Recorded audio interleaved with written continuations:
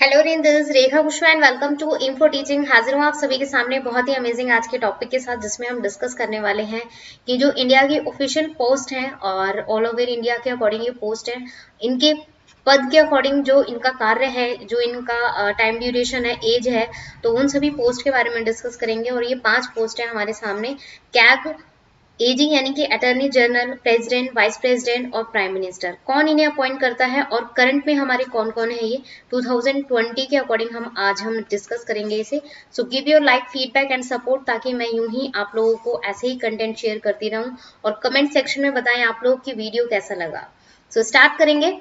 First of all, आप लोग पूरी तरीके से इन्फो टीचिंग से और मुझसे जुड़ सकते हैं। लिंक आप लोगों को डिस्क्रिप्शन में मिल जाएंगे। और सब्सक्राइब कर दें बेल आइकन के साथ, ताकि आप लोग किसी भी वीडियो का नोटिफिकेशन मिस ना कर सकें। सो स्टार्ट करेंगे। सबसे पहले हम डिस्कस करने वाले हैं कैग के बारे में। कैग, CAG, कैग, जिसे एक तरीके से शॉर्ट फॉर्म के अकॉर्डिंग कंटिन्यू किया गया है। इसकी फुल फॉर्म है comptroller auditor general. Auditor general, ठीक है। तो याद रखेंगे, ये इसकी फुल फॉर्म होती है। और हिंदी में बोला जाता है इसे नियंत्रक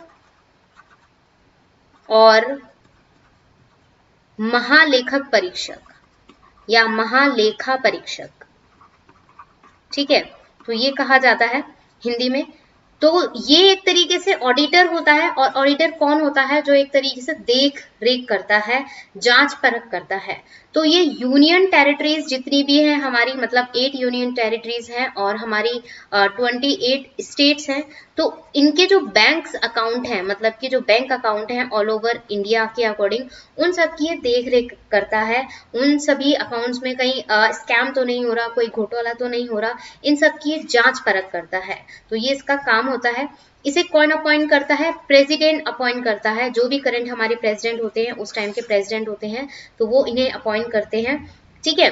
और इनका जो टाइम ड्यूरेशन होता है वो 6 साल का होता है, मतलब कि 6 साल तक इनका जो कार्यकाल चलता है, ठीक है।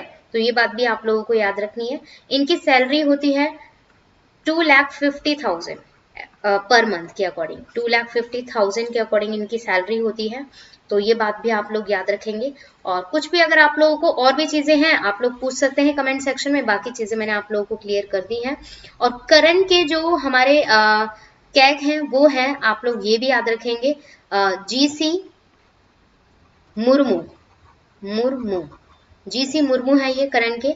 और हालांकि ये अभी तक ऑफिशियल नहीं हुए हैं, और ये अभी 1-2 महीने में ऑफिशियल हो जाएंगे पूरे तरीके से। हालांकि इनका नाम मेंशन कर दिया है। तो ये है हमारे करंट के कैग, और इनका काम अभी कंटिन्यू चलेगा। और इनका जो रिटायरमेंट होता है, मतलब जितने भी कैग होते हैं, इनका जो रिटायरमेंट होता है वो 65 साल तक मतलब कि रहता है। इनका जो टाइम पीरियड है 65 ईयर्स के बाद ये रिटायर हो जाते हैं। तो ये आप लोगों को कैग के बारे में याद रखना है।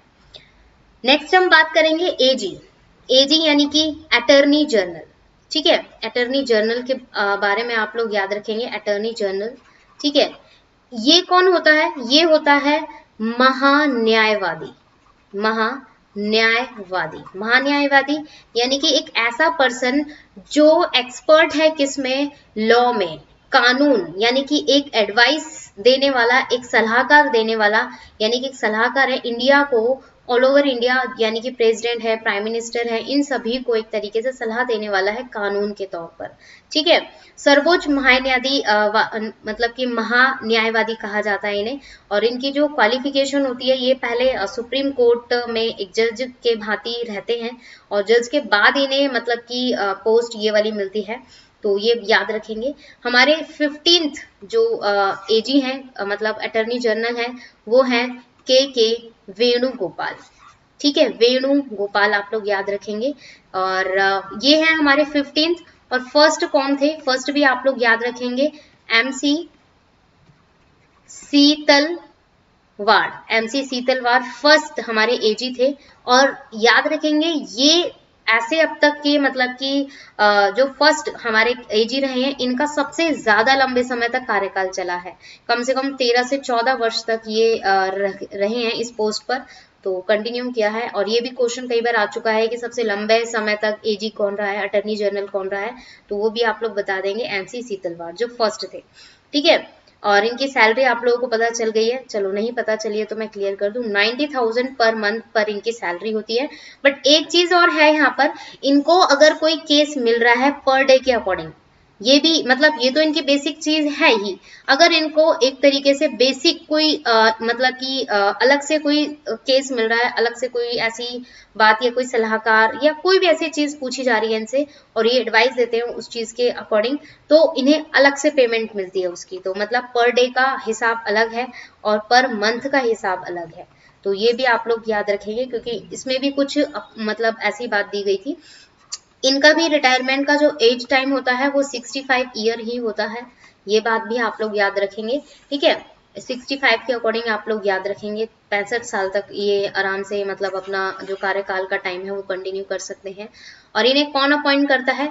एज अ नॉमिनेट करता है प्राइम मिनिस्टर। नॉमिनेट मतलब कि कुछ लोगों में से नॉमिनेट किया जाता है, जो एज अ एजी की पोस्ट के लिए होते हैं, तो नॉमिनेट किया जाता है प्राइम मिनिस्टर के द्वारा और अपॉइंट किया जाता है प्रेसिडेंट के द्वारा।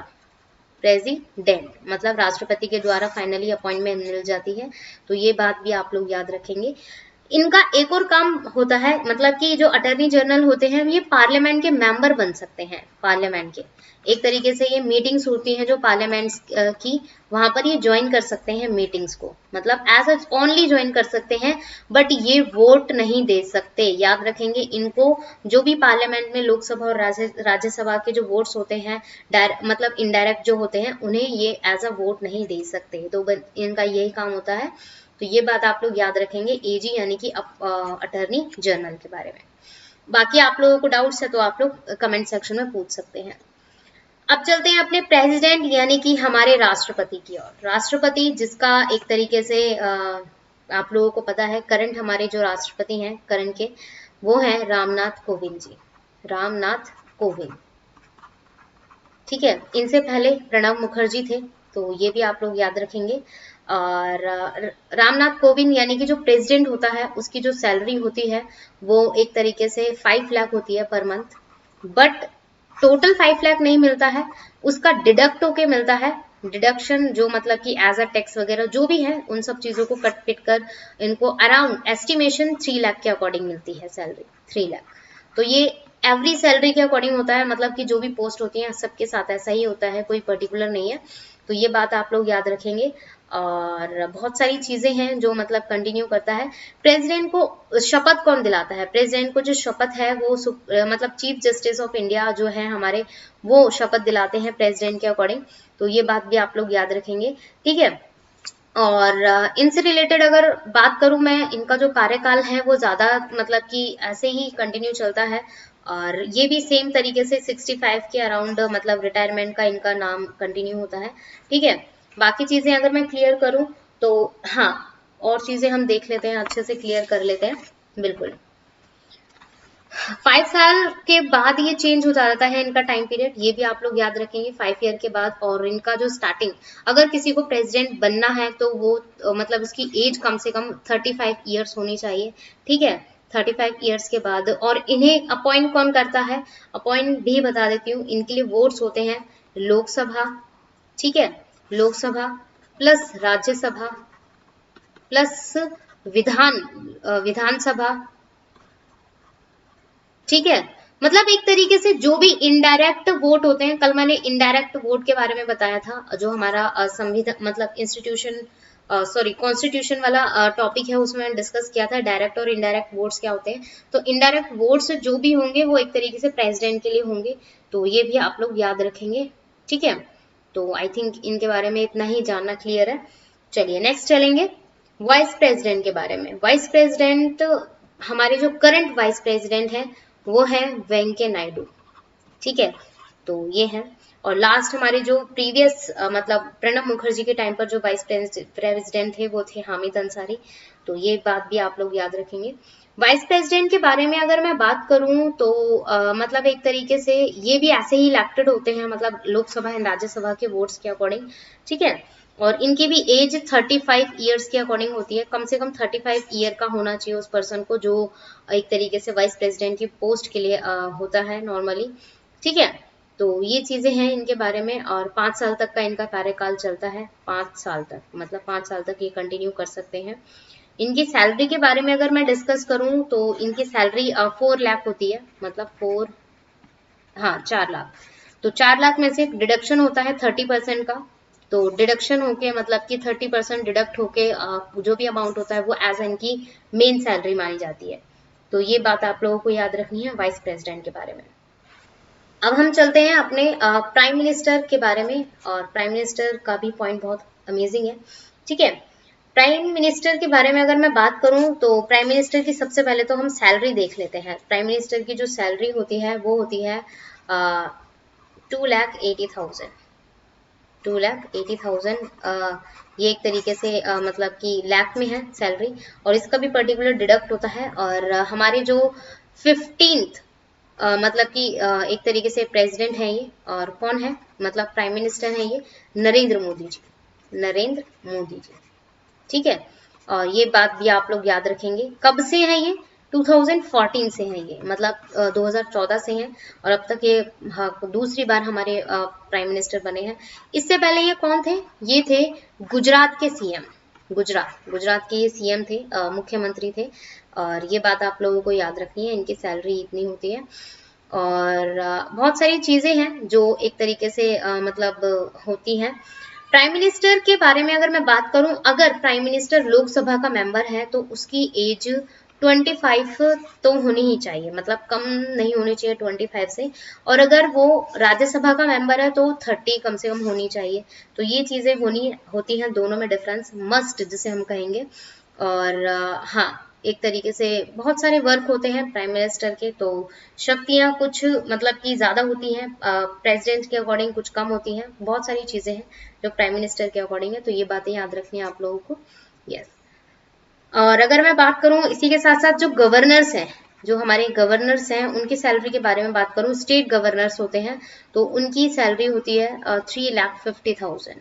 तो ये भी डिडक्ट, इसमें भी अमाउंट डिडक्ट होता है, फिर बाद में मिलती है। सीएम यानी कि जितने भी चीफ मिनिस्टर्स हैं इनकी जो सैलरी होती है वो 4 लाख होती है, इसमें भी अमाउंट डिडक्ट होता है। तो ये भी आप लोगों को याद रखनी है। और कौन अपॉइंट करता है, मतलब कि कौन इन्हें अपॉइंट करता है फाइनली प्राइम मिनिस्टर्स को।